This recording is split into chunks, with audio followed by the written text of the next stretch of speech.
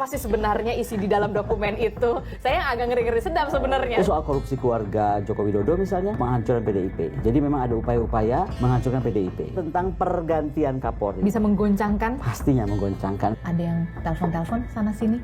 Nah ini yang selama di Rusia? Itu banyak dihubungi orang lah. Saya nggak usah sebut ya, dari mulai aparat, non-aparat ya kan. Apa yang waktu itu dipesankan oleh seorang Hasto Kristianto akhirnya dititipkan lah ke seorang Koni Rahakundini?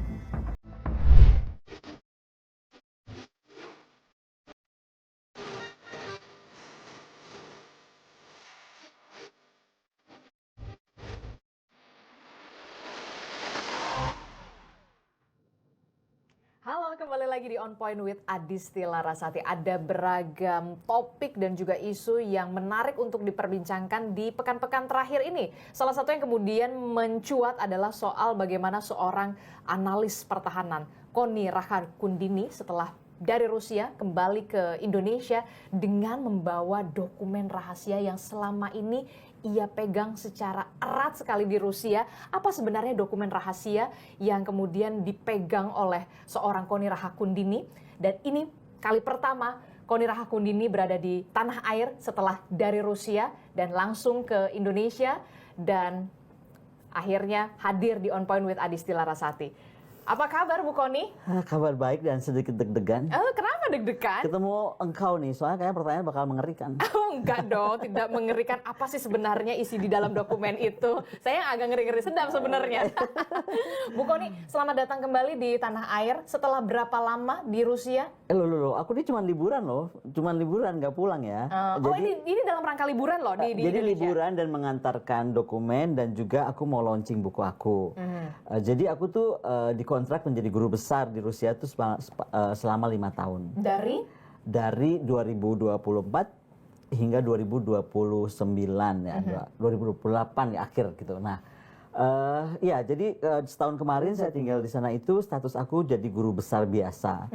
Tetapi ini juga salah satu alasan aku pulang. Aku tuh berapa bulan ya, 2 bulan lalu ditetapkan menjadi distinguished professor. Dan menjadi distinguished professor itu adalah kasta tertinggi lah kalau di guru besar di Rusia, apalagi kampusku kan langsung di bawah Presiden Putin. Jadi di Rusia itu ada dua kampus besar yang di bawah Presiden. Satu kampusku, Saint Petersburg State University, usianya sudah 300 tahun, dan satu lagi Moscow University. Nggak main-main ya? Nggak main-main.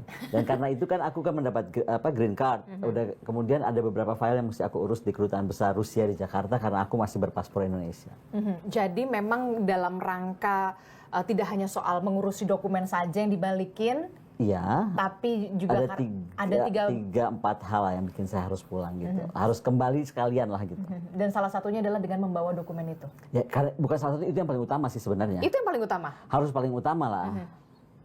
Gitu. Nah, pasti banyak yang akhirnya bertanya-tanya, apa sih sebenarnya isi dokumen 37 file dokumen yang akhirnya diserahkan oleh ke Wasekjen PDI Perjuangan? Tapi jangan dijawab, saya belum tanya soal itu. Ya. Tapi saya ingin bertanya dulu.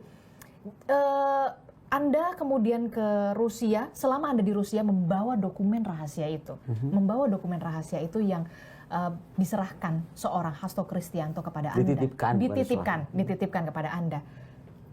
Ada yang telepon-telepon sana sini?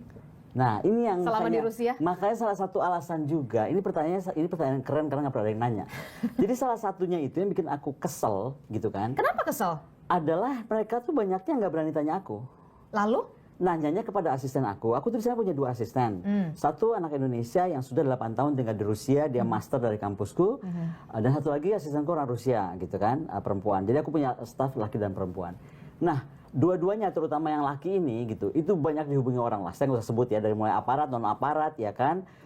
Dan macam-macam lah, udah aku judulnya. Itu yang ditanya, ibu di mana? Ibu sedang kemana? Rumah kosong nggak? Bisa datang? Kan anak-anak ini jadi stres ya. Jadi saya pikir, oh ini nggak bener nih gitu. Apalagi yang saya tahu, orang-orang ini juga kenal saya. Lain kalau nggak kenal. Beberapa orang yang telepon itu kenal. Dan buat aku, loh, why don't you call me? Gitu kan, itu satu. Kan kesian dong, urusan aku merepotkan orang. Yang lebih parah, rumahku tuh luar biasa ya. Di sana tuh guru besar tuh ditreat begitu hebat. Kamarku tuh 5. Rumahku di tengah sebelah istana atau enggak sebelahnya, tahu ini enggak, Museum Faberge. So it's very in the center of the city, it's very beautiful. Nah, karena kamarku banyak, rumahku besar, kalau sahabatku datang ke Rusia, sahabat deket nih, aku masih suruh di rumah aja lah yang perempuan-perempuan dong. Udah di rumah aja, rumah gue oke banget, tuh tinggal ke Faberge, tinggal Ngapain ke... mesti di hotel? Ngapain di hotel, lu tinggal kemana? Percaya nggak sih, begitu 1-2 hari di rumah, dia upload aja foto, langsung DM-nya diserbu bermacam-macam orang. Mempertanyakan juga dokumen, apa segala. Kan apa sih ini gitu loh, aku pikir kok jadi aneh ya. Udah kayak gitu lah. Itu juga salah satu yang bikin aku pikir oke deh kalau gini caranya gitu. Tapi pada saat itu Bu Kony ketika Bu ada telepon dari ini, Ibu nggak mencoba untuk nelpon balik atau? Loh, aku bisa aja telepon, tapi sekarang gini, kalau mereka pejabat loh ya, ada beberapa pejabat bisa telepon staf aku yang mereka nggak pernah kenal dalam hidupnya, orang anak ini 8 tahun tinggal di Rusia. Kenapa mereka nggak bisa kontak aku langsung yang mereka sering berinteraksi? Once aku malah coba telepon, saying something gitu. They pretend they don't ask anything. Ya gue juga pura-pura bego aja. Jadi lucu kan. Nah itu juga membuat aku, kok kayak gini ya caranya gitu. Berarti ya ada apa ya? Ada mulai gelagat-gelagat gejala-gejala. Gejalanya tuh nggak enak ya. Maksud aku nggak enak tuh gitu kan. Aku orang yang terbuka banget ya. Aku nggak juga bawa apa sesuatu yang berbahaya atau bakal ngapain gitu kan. Aku cuman begini, sebagai sahabatnya Hasto gitu kan, Sekjen PDIP, saya tuh merasa ketika dia menceritakan bagaimana status dia waktu itu, dia udah bisa baca kan, bahwa dia tuh akan diapakan secara dipolitisasi lah, kalau kita boleh menggunakan kata dipolitisasi. Kemudian itu dari Mas Hasto. Belum lagi kawan-kawan saya yang di aparat, yang saya pernah viralkan juga di salah satu podcast. Saya bilang, Mas lu tuh diem, gue udah diperintahin untuk lu diem, kalau enggak lu pasti langsung masuk. Semua yang saya khawatirkan terjadi kan. Nah, sekarang dari sisi Mas Hasto, of course karena dia punya dokumen yang dia pikir itu adalah menjadi apa ya, kartu truf kalau ya. Jadi terus dia mungkin percayakan ke saya. Cuman mesti saya luruskan di sini dari awal ya. Tidak hanya saya. Ada enggak. Ada di Mas Andi Wijayanto, which is Gubernur Remhanas, so trustful person juga dong gitu kan, dan dekat dengan PDIP. Jadi gini loh, walaupun saya itu dekat dengan Mas Hasto, saya mengagumi sangat Ibu Megawati, saya menganggap beliau tuh tokoh bangsa atau ibu bangsa yang harus menjadi guru saya ya gitu kan. Apalagi saya pengagum Soekarno gitu. Jadi itu membuat saya dekat dengan PDIP gitu kan. Tapi bukan berarti saya PDIP kan. Gitu. Tapi ini udah merah loh. Nah, saya selalu pakai merah. Saya selalu pakai merah. Kalau begini caranya saya merah aja. Kadang kan ada komunikasi yang tidak harus diucapkan gitu. Gitu ya. Jadi ini apa dong, mengucapkan apa di dalam merah? Kalau ini banyak dong, ya kan, macam-macam. Tentu nggak orange. Kalau orange Hanura loh.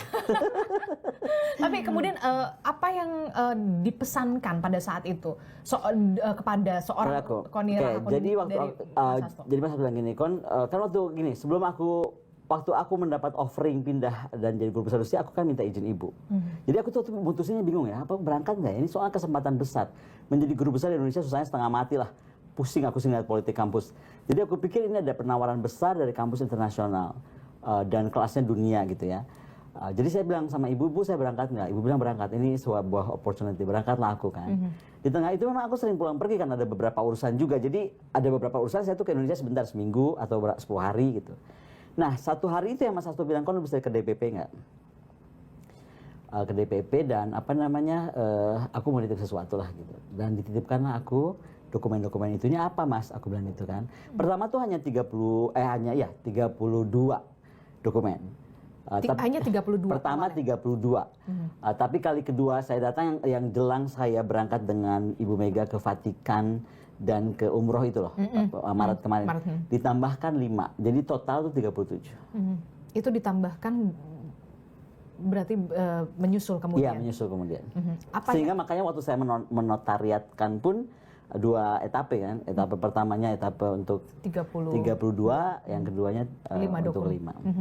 Apa yang waktu itu dipesankan oleh seorang Hasto Kristianto akhirnya dititipkanlah ke seorang Kony Rahakundini, ini terlalu berbahaya atau bagaimana, atau sebenarnya apa gitu? Dia bilang gini, Kon, kamu tahulah keadaan politik seperti sekarang, seperti ini, saya nggak tahu siapa aja bisa menghilangkan bukti apa saja.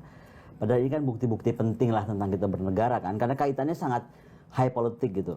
Jadi aku titip deh, katanya, kalau kamu di Rusia kan aman, tapi aku pikir-pikir Mas, dengan kan waktu serah terima tuh juga ada tim hukum. Jadi bukan kon titip nih. Bye. Enggak 4 mata ya berarti? No. Tidak ada 4 ada Pak Roni Talapesi, ada 2 staf PDIP, ada 1 staf aku. karena saksi kan, terus Mas Hasto, dan itu langsung secara formal, legal. Makanya ketika semua masyarakat seolah memaksa, Bu Kony, kalau memang cinta NKRI buka aja. Halo, apa kabar? Aku ada perjanjian kalau aku tidak boleh mengedarkan, mengumumkan, memberitahukan, and so on and so forth, termasuk mengcopy, tanpa izin pemilik. Tanpa izin pemilik. Which is Pak Hasto dong. Makanya mau orang ngapain juga, kan katanya nuduh, katanya aku halu, itu dokumen fiktif. Ya biarin aja kamu ngomong apa ya, gue lebih tahu apa yang terjadi. Gitu. Karena memang kenapa tidak sampai disebarluaskan kalau kata nanti bisa jadi gonjang-ganjing dan segala macam, karena memang ada perjanjian. Ada perjanjian, kalau aku langgar kan aku melanggar banyak hal. Bisa kena pasal-pasal, aku juga ngerti kan, aku juga belajar hukum lah paling nggak sedikitnya. Kalau gua jual gimana ceritanya, bisa aja kalau gue jahat kan gue jual aja gitu. Jadi sultan ya. Jadi sultan. Emang satu orang aja bisa beli 3 jet pribadi, gue juga bisa kalau masih. Terus oke, kan tadi Bu Kony mengatakan semuanya bukan empat mata, ada hitam di atas putih, ada saksi dan segala macam. Sampai akhirnya apa yang membuat Bu Kony ketika balik lagi ke Indonesia beberapa hari ini begitu kan akhirnya menitipkan dokumen rahasia itu 37 itu kepada Wasekjen PDI Perjuangan yang saya nggak tahu nih masih bisa tidur nggak tuh? Kayaknya lumayan nggak bisa tidur. Oke, gini, satu seperti saya sampaikan, ada tekanan-tekanan yang buat saya bilang, oh ini kok nggak fair gini ya. Ada tekanan apa? Ya kepada anak-anak saya itu, lingkar saya itu, tamu saya itu gitu kan. Enggak ada tamu dari Indonesia yang cuma liburan 2 minggu langsung stres. Mbak, kenapa gue ditanya macam-macam tentang dokumen lu gue stres gitu kan. Itu yang aku nggak suka satu. Tapi lebih kepada ketika saya melihat Mas Hasto ini bukan cuma masalah hukum tapi adalah politisasi hukum. Kita bisa lihat itu berbeda ya, tapi saya kan komunikasi dengan Pak Ugroseno, saya melihat berita-berita, menurut saya ini kayaknya maksa banget lah urusan Mas Hasto ini, masalah yang udah ingkrah dan lain-lain kok bisa, itu saya nggak mau bahas masalah hukumnya, tapi saya akhirnya melihat, oh oke, ini sangat politis. Kasus Mas Hasto ini nggak murni hukum, oke? Lalu saya berpikir dia di mana di penjaranya kan, ditahannya, di gedung KPK. Oke, saya tanya gimana caranya nengok Mas Hasto kalau saya pulang, nggak bisa, yang boleh menengok hanya istri dan keluarga terdekat. Kardinal kemarin sempat bisa, tapi dengan surat resmi dari mana gitu. Aku bukan kardinal, nggak mungkin lah nemuin Mas Hasto kan. Nah, jadi aku pikir gimana ceritanya ya nih kalau kayak gini. Aku punya dokumennya, nggak bisa itu. Yang kedua, ketika kami baru pulang dari Vatikan kan nggak lama tuh Mas Hasto mengeluarkan video yang bajunya ungu, bicara soal KPK kalau nggak salah. Itu aku langsung dipanggil Ibu ke Teguh Umar bersama Mas Andi. Hari apa? Begitu itu pas siangnya keluar. Siangnya keluar nih, rame kan di media. Kita ditelepon, merapat. Nah, merapat. Bersama Mas Andi Wijayanto. Kamu, saya tahu kamu pegang dokumen ini karena Hasto bilang. Dari mana nih keluar? Ibu tanya kan. Enggak dari kita berdua karena kita memang nggak boleh kan, nggak izinnya beliau. Jadi ya udah Ibu bilang pokoknya mulai sekarang nggak usah, maksudnya jalankan aja sesuai perintahnya Mas Hasto. Kalau tidak beliau izinkan bicara jangan bicara gitu. Tapi yang video tadi siapa yang keluarkan? Bukan aku, bukan Mas Andi juga gitu. Nah disitulah saya yakin bahwa Mas Hasto nggak cuma saya berdua, pasti ada pihak lain dan pasti PDIP. Iya dong, pasti ada dong. Jadi backup satu di Rusia, backup satu lagi di Mas Andi, backup satu lagi di PDIP. Apa yang kemudian pertemuan itu kan pasti berlangsung lama bersama dengan Ibu Ketua Umum PDIP? Oh saat itu sangat berlangsung lama dan berhari-hari karena saat itulah Mas Hasto kan ditetapkan. Jadi itu adalah detik-detik tidak mudah. Dan saya kagum pada Ibu. Kekhawatiran saya kan kalau partai sebesar PDIP, kemudian sekjen itu kan tangan kanan Ketua Umum ya, ditahan, itu kan pasti goncang lah partai itu. Makanya saya salutnya pada Ibu tuh, saya soalnya ada di sana ya, sekitar 1 jam setelah pengumuman udah pakai baju orange, langsung Ibu mengeluarkan pengumuman. Sekjen di tangan saya, jadi saya merangkap Ketua Umum dan Sekjen. Dan disitulah kelihatannya keren banget ya, emang jadi leader tuh harus punya jiwa pemimpin dan tenang. Ibu tuh nggak ada emosi, nggak ada apa, cuman agak tertegun gitu kan. Dia biasa kan kalau beliau tertegun, beliau sedang kontemplasi dengan atau berdialektika dengan ayahandanya kan. Gitu. Tidak ada terlihat emosional atau apa? Ada lah, pasti ada, tapi tegar kan. Makanya contoh perempuan tegar tuh ya harus dari Ibu Mega. Biasa memang.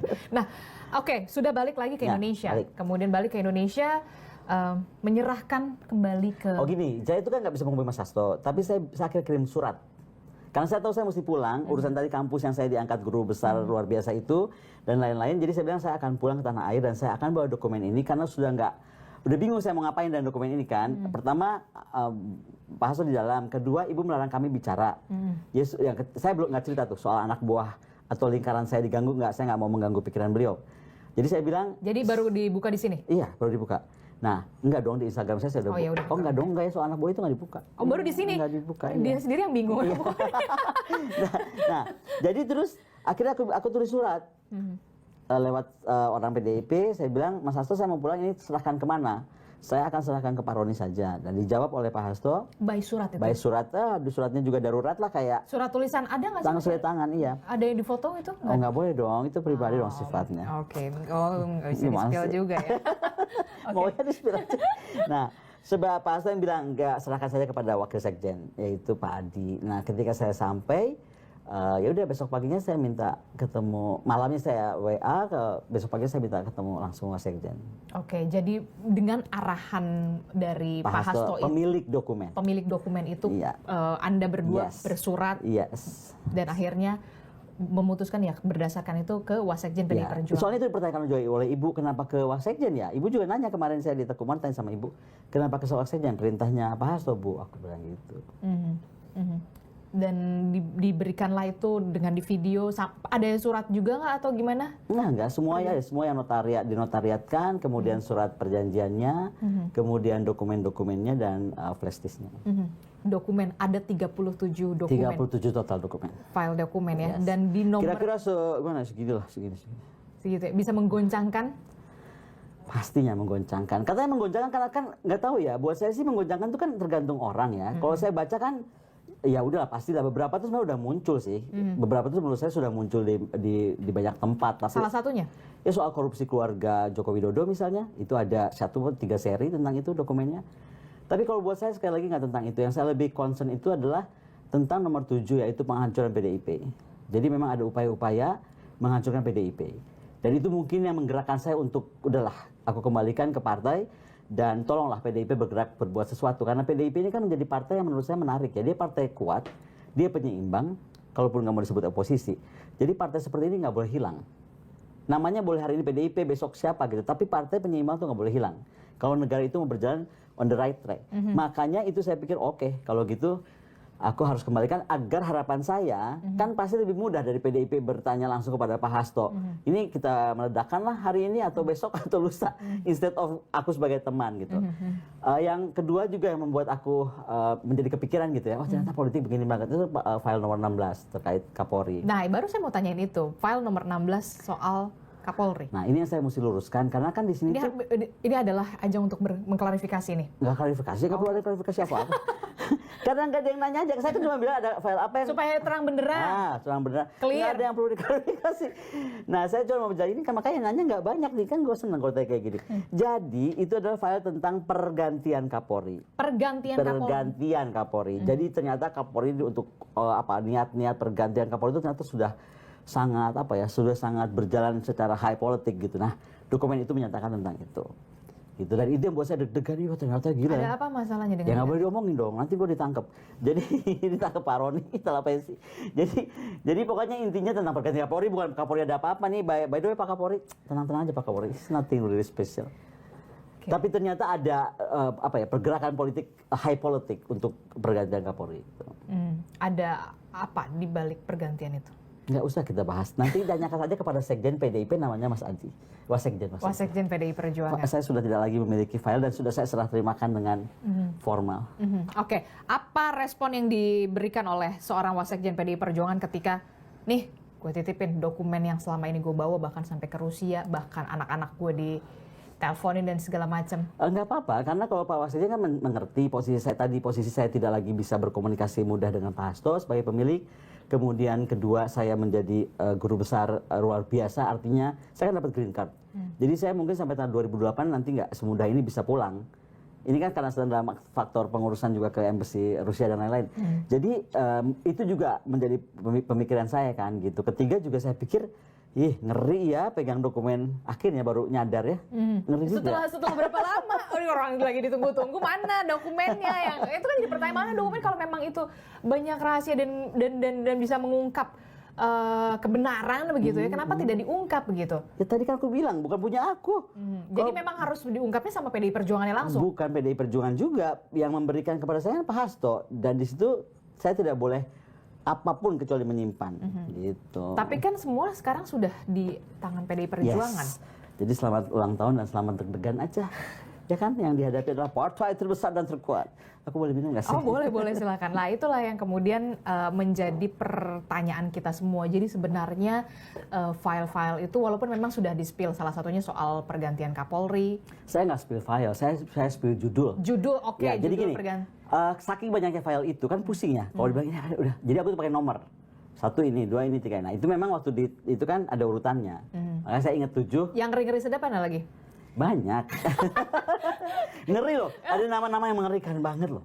Ih, serem. Ih serem. Serem.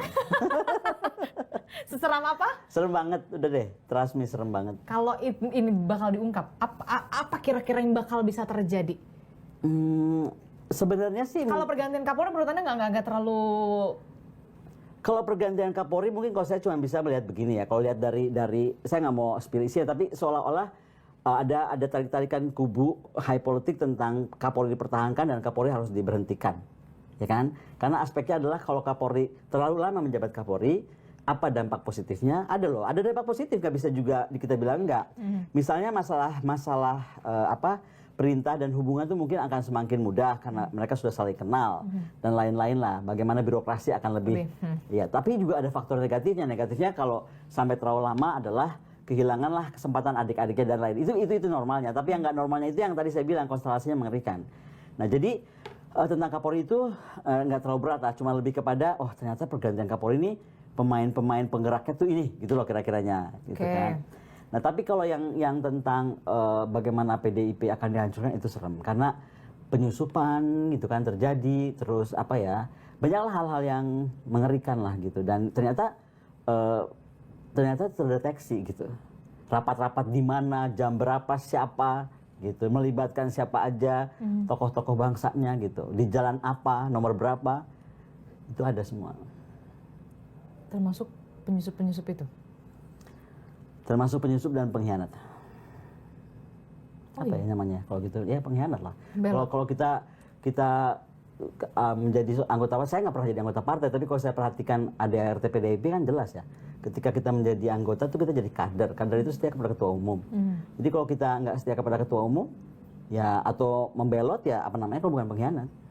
Berarti ada itu nyata? Ada nyata semua. Dan Anda tahu itu siapa? Tahu. Jadi kadang-kadang kalau lihat orang ini, oke deh gitu. Warawiri di media. Vander Warawiri. Oh iya? Yes. Hanya 1 orang, 2 orang, 3 orang? Ada top berapa 5? orang, tapi ketika saya sampaikan kepada ibu langsung bilang, saya tahu. Saya sudah tahu. Ibu tuh kan matanya juga, kalau saya aja punya, kalau saya punya dokumen dengan mata yang banyak dan menjadi dokumen, apalagi seorang ibu bangsa Megawati Soekarno Putri dan kupingnya lebih banyak, tangannya lebih banyak, matanya lebih banyak kan pasti. Gitu. Jadi ketika saya sampaikan ibu, tidak terlalu terkejut. Iya, ini dia menariknya seorang ibu tuh ya. Nggak pernah terkejut. Gue juga heran, ibu tuh tenang banget ya. Tenang. Itu yang aku mungkin mesti belajar ya. Aku orangnya kan gedebak-gedebuk gitu ya. Oh, ini yang mesti belajar. Jadi tenang dan terus kepala dingin, berpikir panjang, sabar. Ibu tuh bilang sama saya tuh, kalau kita lagi terbang, kamu tuh mesti cuma belajar 1, sabar. Jangan terlalu mau terburu-buru menyelesaikan masalah, karena semua tuh harus dipikir. Holistic approach. Gitu. Jadi makanya ngejar-ngejar dokumen itu hati-hati, nggak semudah itu. Kalaupun aku mau, belum tentu boleh sama ibu. Kalaupun aku mau nekat misalnya gitu, belum tentu boleh. Ada berapa? Kan kita nggak nyebutin nama. Ada berapa? 5, 10? Nama-nama besar itu. Di yang file nomor 3 itu sekitar 5 orang. Kau tahu ini cenayang nih kayaknya misalnya. Top 5 kan aku bilang top 5 kan, top 5. Di file nomor 3 ada sekitar 5 nama besar gitu. 5 nama besar di tubuh PDI Perjuangan? Enggak. Di Di belantara perpolitikan, high politika Indonesia. Berarti bukan hanya di PDI Perjuangan, itu di luar PDI Ini kan nggak tentang PDI Perjuangan. File-file ini kan tentang tadi macam-macam. Jadi memang itu tidak di dalam tubuh PDI Perjuangan, tapi di luar itu. Ya, Top tapi 5 di itu. dalam sistem pemerintahan. Di dalam sistem pemerintahan. Dan memegang peran strategis. Ya mungkin peran strategis atau dana strategis saya nggak tahu ya. Bisa juga kan? Dana strategis? Bisa juga kan, aku bilang gitu. Bisa juga aku nanya, kalau Kalimantan tanya. Oke, baik. Nggak termancing juga. Oke, kenapa kemudian, itu tadi kenapa ke Wasekjen, kenapa nggak ke Roni Talapesi? Kan saya udah bilang sama Mas Hasto, Mas saya serahkan ke Pak Roni kan, Pak Hasto bilang enggak. Itu Alasannya kenapa? nggak saya tanya, kan nggak bisa surat-suratan. Ayo, Gini. Benar. Soalnya Pak Hasto itu, kalau saya tadinya mikir beberapa kawan saya yang di penjara itu kan bisa WA-an. Saya punya banyak dulu teman politik yang di penjara kan, bisa WA-an biasa aja. Pak Hasto nggak bisa. Nggak bisa, makanya saya juga frustasi mau komunikasinya.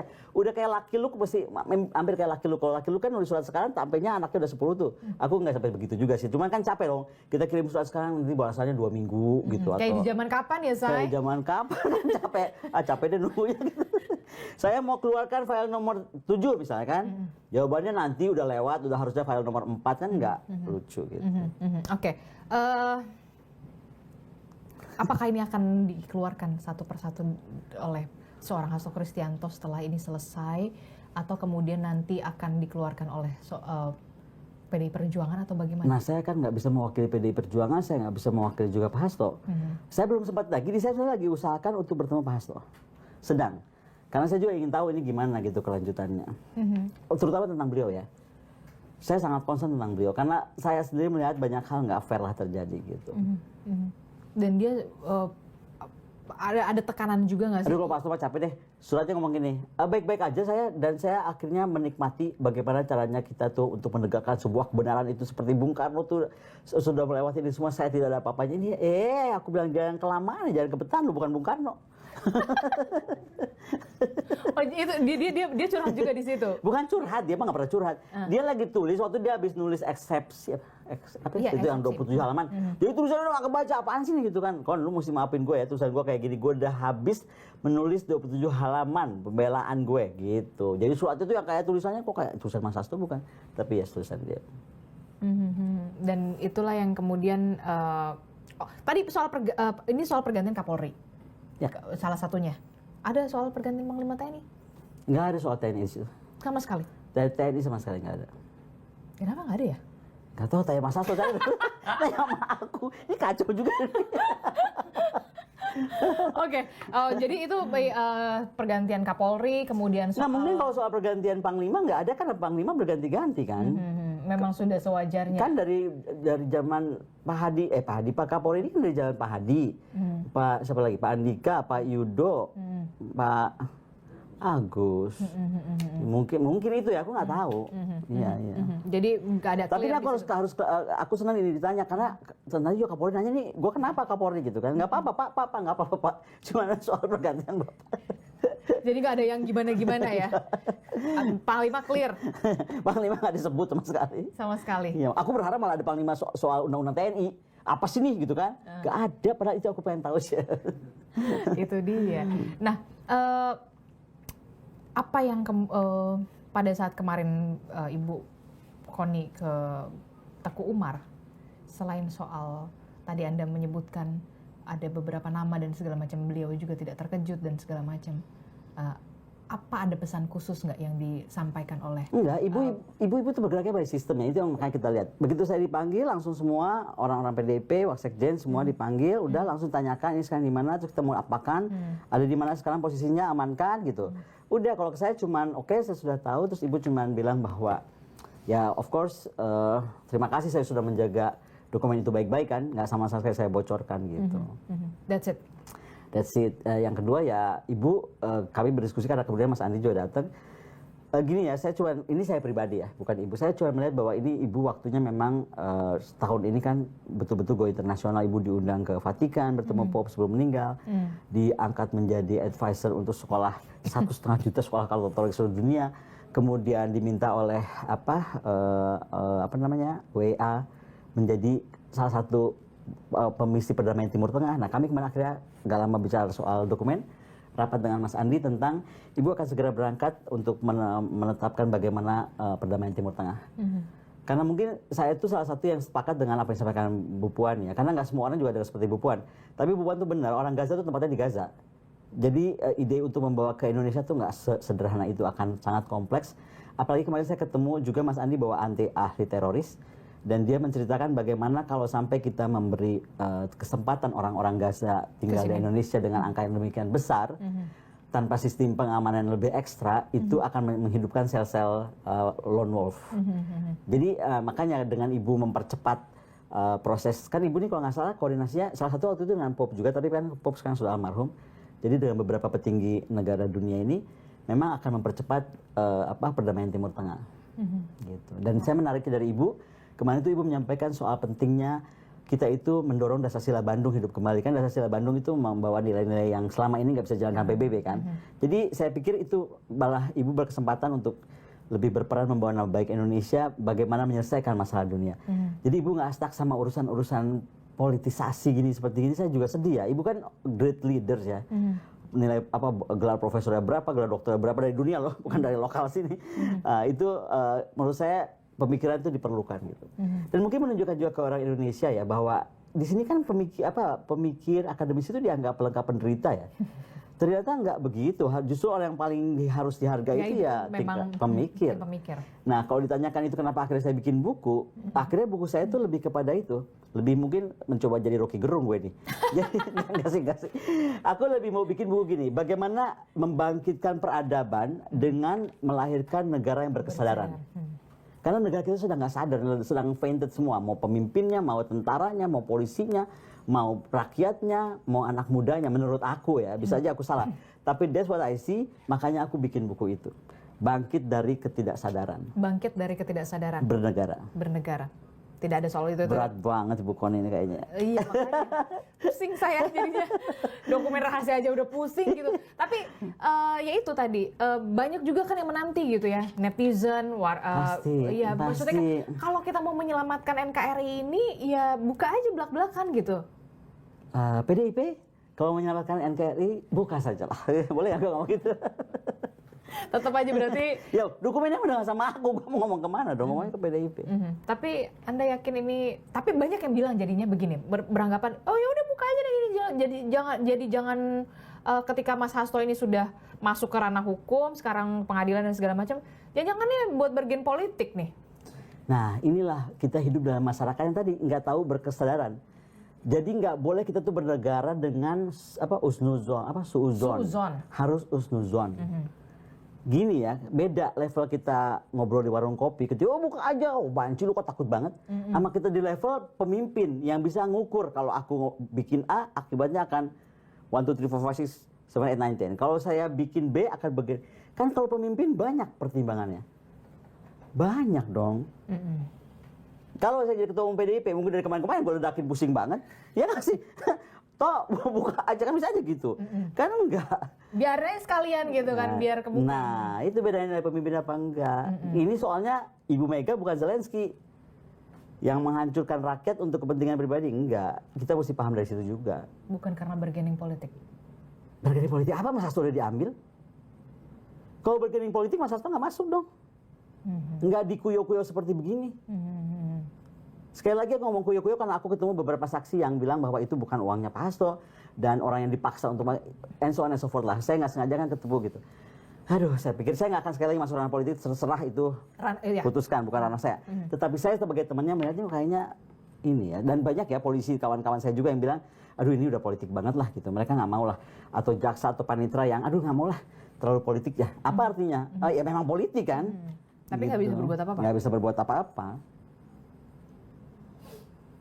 Apa yang nantinya akan dilakukan PDIP? Itu yang jadi pertanyaan kita semua. Mau saya buatkan jadi dengan Ibu Ketua Umum?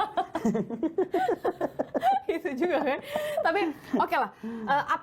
Apa yang ada di benak seorang Koni Rahakundini setelah nih gue serahin yang sudah diamanahkan kemarin dititipkan dari Mas Hasto, akhirnya gue serahin lagi nih ke. Apa yang dalam seorang Koni Rahakundini Bakri? Buku saya aku percepatkan keluar.